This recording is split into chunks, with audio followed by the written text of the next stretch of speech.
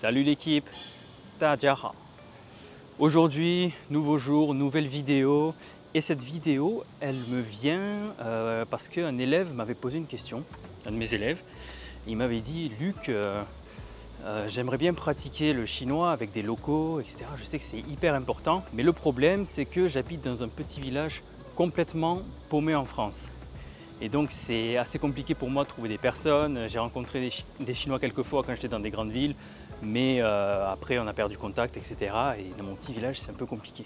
Vous voyez, cette situation, je la connais très bien parce que moi-même, j'ai passé le gros de mon enfance et un peu plus dans un village. Et donc voilà, très bien, très tranquille, etc.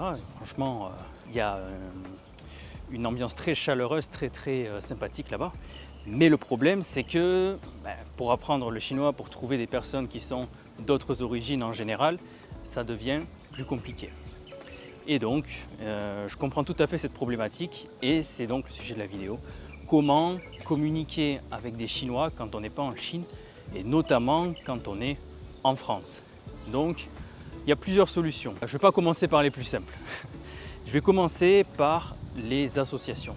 Donc, dans les associations de langue chinoise, vous allez avoir tout simplement des personnes qui auront un centre d'intérêt qui est lié à la Chine. Donc soit des personnes d'origine chinoise, qui parlent le mandarin, qui parlent le chinois, soit même des personnes comme vous, des personnes qui sont francophones, des personnes qui sont françaises, des personnes en fait qui apprennent le chinois, donc qui peuvent communiquer en chinois même si ce n'est pas leur langue maternelle.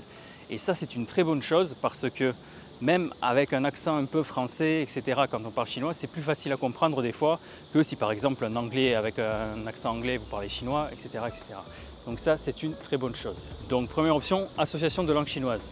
Mais ça, potentiellement, vous n'y avez pas accès si vous êtes comme mon élève dans un tout petit village. Autre option, encore une fois, si vous êtes dans un petit village, ça va être compliqué, mais si vous êtes dans une ville normale, ça va le faire.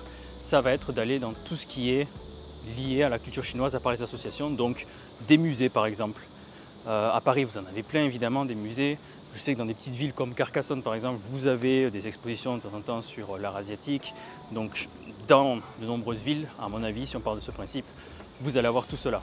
Pareil, les personnes que vous allez potentiellement rencontrer là-bas sont des personnes qui sont intéressées par la culture chinoise et donc potentiellement qui veulent apprendre le chinois ou qui apprennent le chinois. Pareil, les personnes qui gèrent ça, potentiellement, ça peut être aussi des personnes d'origine chinoise qui s'intéressent à la Chine, etc. Tu as compris le principe, vous avez compris le principe. Donc voilà. Autre option que vous avez, c'est de rejoindre une communauté. Une communauté qui s'intéresse à la Chine, etc. Donc ça peut être sur Facebook, ça peut être sur Discord, ça peut être n'importe où, tout simplement. Ça suit le même principe que ce que je vous ai dit, mais plus en ligne, pas en physique.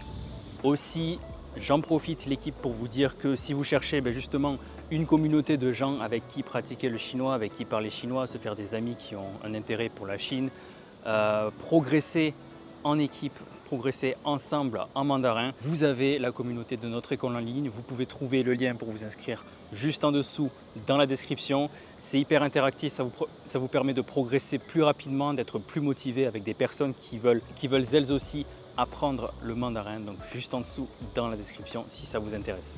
Mais la meilleure option, si vous voulez pratiquer votre chinois facilement où que vous soyez, tout simplement, c'est utiliser une appli de langue, une appli pour communiquer avec des personnes qui apprennent une langue. Les plus connus, ça va être Tandem, ça va être HelloTalk. Donc ces deux-là fonctionnent très bien. Il en existe plein d'autres, mais si vous partez de celle-là, ça fonctionne très bien. Et tout simplement, vous allez avoir des personnes qui souhaitent apprendre le français qui sont d'origine chinoise. Vous allez avoir comme vous des francophones qui veulent apprendre le chinois et donc ça va pouvoir faire un échange linguistique, tout simplement. Ça, c'est gratuit, c'est hyper simple, c'est excellent si vous voulez communiquer en chinois avec des natifs ou même pas des natifs. Même si vous discutez avec une personne qui apprend la langue également, qui apprend le chinois également, ça peut tout à fait le faire. Vous pouvez le faire sous forme de messages, vous pouvez le faire sous forme de vocaux si vous êtes plus à l'aise. Vous pouvez, si possible, peut-être si la personne habite vers pas loin de chez vous ou alors dans le même pays que vous, rencontrer cette personne en physique après. Enfin, vous voyez, ça laisse énormément d'options. Donc voilà, et pour aller un petit peu plus loin sur comment vous pouvez améliorer vos interactions avec les personnes avec qui vous faites des échanges de langue, vous pouvez avoir plusieurs stratégies. Donc une stratégie qui est très efficace, c'est que vous êtes avec votre proche, votre ami, etc. qui est chinois, d'origine chinoise, et vous allez dire « Ok, là maintenant, pendant une durée, par exemple 30 minutes, je fais que parler chinois avec toi. Je fais que parler chinois et s'il y a un truc que je ne comprends pas, je te demande comment on traduit ou alors je vais sur le dictionnaire et je te dis la phrase. » Et à chaque fois, durant ces 30 minutes, si je dis n'importe quoi, tu me corriges ou tu ne me corriges pas, ça dépend. Là, pareil, c'est deux façons de faire différentes. Soit la personne chinoise va vous corriger à la toute fin, vous dire « Ok, là, tu as fait une erreur, là, tu as fait une erreur. » C'est peut-être mieux parce que si vous faites une phrase et qu'à chaque fois on vous dit non, non, non, ça c'est pas bon, ça tu dois changer, etc. Ça peut couper les conversations et ça peut être frustrant aussi quand on apprend la langue.